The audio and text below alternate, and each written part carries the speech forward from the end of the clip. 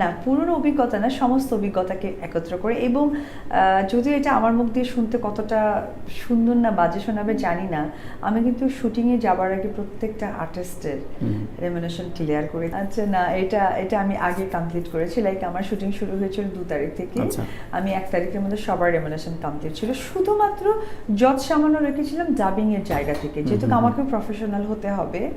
আর আমার যত টেকনিশিয়ান ছিল তাদের সকলের, তাদের যত ডাবিং নেই তাদের সকলের 18 দিনের আমার কনভিন্স দেওয়া ছিল ঢাকা থাকাকালীন। জাস্ট 2 দিন আমি দেইনি। আর যেহেতু আমাদের এখানে মেল আর্টিস্ট অনেক আছে, তারা টুকটাক সিগারেট খায়, যেটা আমরা সবাই জানি। আর এটা আসলে যদিও স্ক্রিনে এটা নিষিদ্ধ, তারপরেও বলি, আমি একবারে ঢাকা থেকে কে কোনটা খায়, কি খায়, বিভিন্ন নাম আমি জানতামও না আগে।